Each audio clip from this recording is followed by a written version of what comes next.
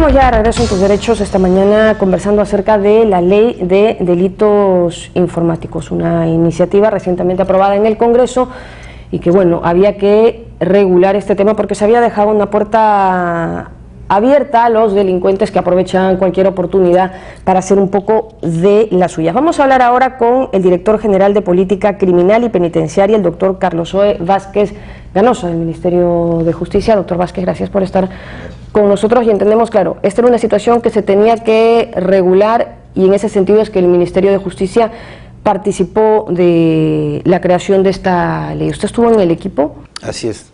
Mire, tenemos en toda Europa, desde el año 2001, se hace el convenio de Budapest y toda Europa avanza en la lucha frontal frente a la ciberdelincuencia. En aquel momento en Budapest, en Europa, y el Comité Europeo estableció este convenio para regular 9 metodologías o conductas en ciberdelincuencia que existían para el año 2001. Desde entonces, 12 años después, en Europa han avanzado 2 delitos más. Estamos ya alrededor de 11 tipologías en todo el mundo, de los cuales el Perú, antes de la ley, solamente contaba con 2.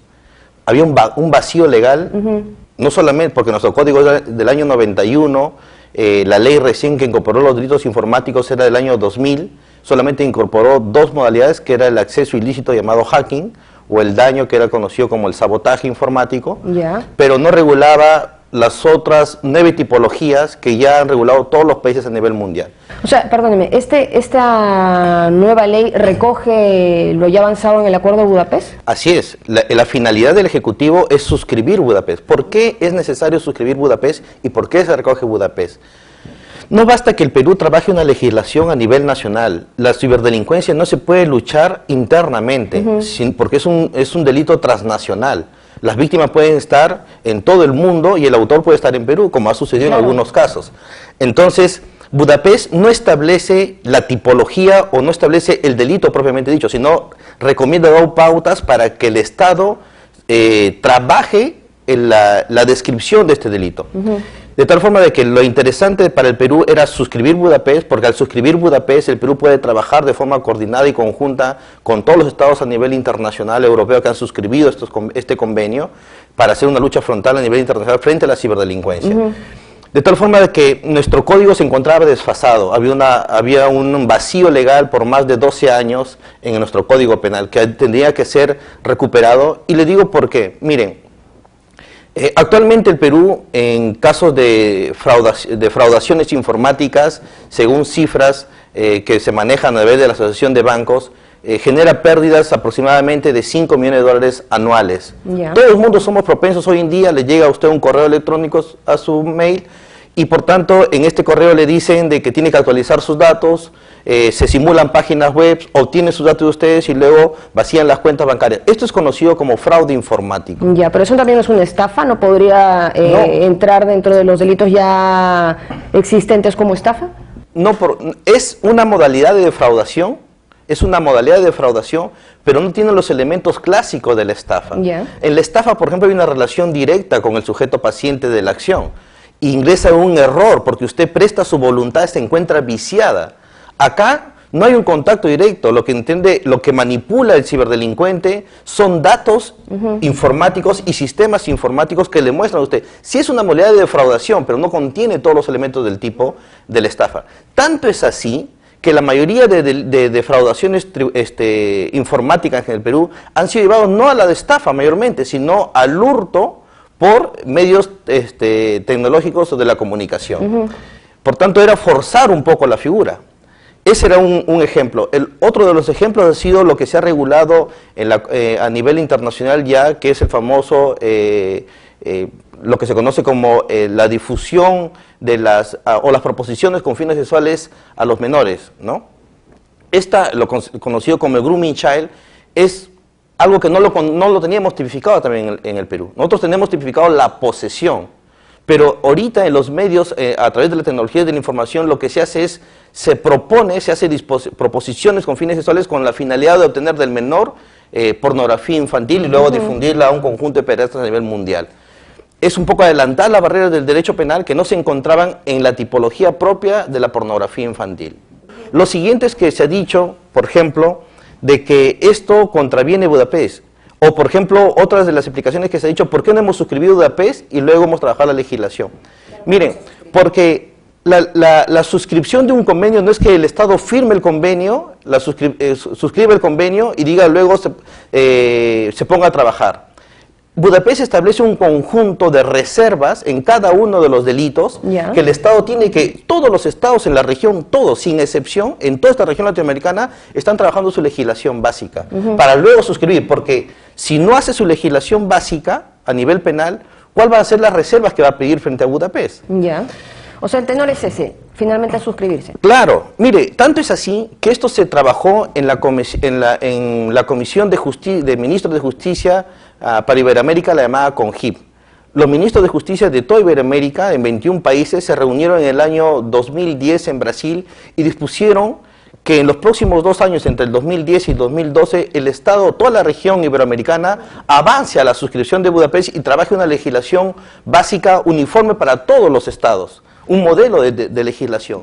En ese modelo de legislación hemos trabajado 21 países. 21 países nos hemos reunido en Montevideo en el año 2012, por ejemplo. Nos hemos reunido en Colombia.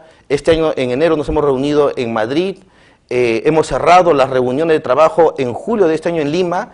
Y lo que se ha presentado como ejecutivo, como producto final, es el trabajo realizado con 21 países de Iberoamérica que van de cara a lo que dice Budapest y además, no solamente lo que dice Budapest, sino también que establece las nuevas metodologías que Budapest, luego del 2001, por ejemplo, el protocolo 195, que establece, por ejemplo, nuevas tipologías, que lo establece el propio Budapest, también se recoge en esta legislación. Bueno, entonces insisten un poco que sí caminan del lado del acuerdo de Budapest esta iniciativa del Ministerio. Sin embargo, por ejemplo, y como lo mencionaba, hay artículos que se han prestado aún más a la controversia, a la polémica, como el artículo 6 y la generación de base de datos, porque a lo mejor no está tan definido qué tipo de clase de datos puede hacer, y al final un poco que podemos terminar delinquiendo todo. Siempre se pueden hacer algunos ajustes, ¿va a haber alguna modificación? Toda norma es perfectible, sin duda alguna, toda norma es perfectible.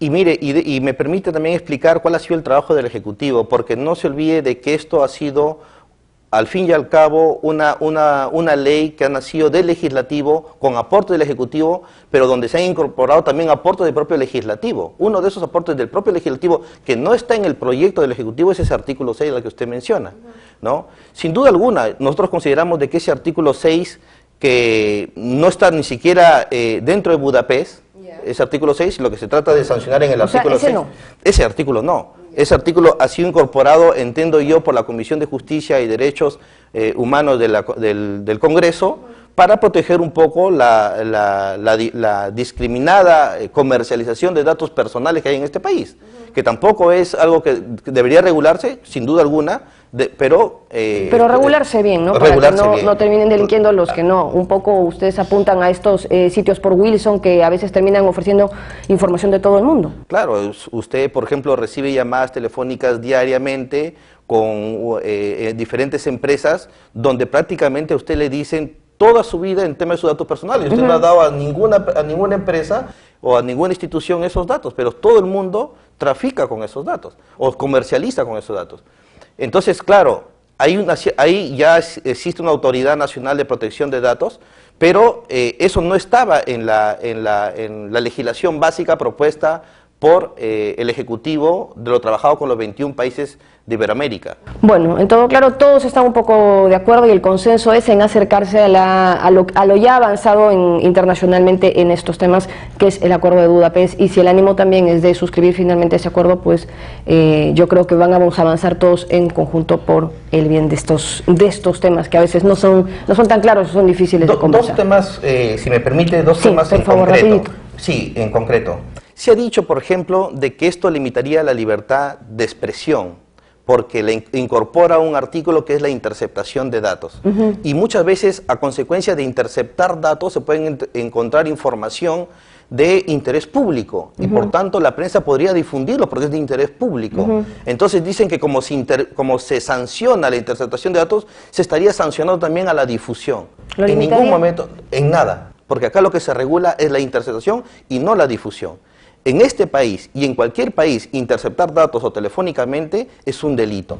Otra cosa es que obtenido el dato o la información, si es de interés público y siempre y cuando obviamente el periodismo no haya participado en esa interceptación ilegal, pueda difundirlo por interés público, lo ha hecho siempre y siempre lo va a haber y nunca va a haber una sanción sobre eso. Bueno, queda clarísimo. Muchas gracias, doctor Vázquez Ganosa, por haber estado con nosotros en el programa. Nosotros vamos ahora a las frases sobre delitos informáticos. Cuando hablas de delitos informáticos, te refieres al bien jurídico de información, en esencia. Nuestro código se encontraba desfasado. Había un vacío legal por más de 12 años en nuestro Código Penal que tenía que ser recuperado. Llegamos al final y, como lo hemos hecho en otras ocasiones también, tal vez solo insistir en que toda ley es perfectible.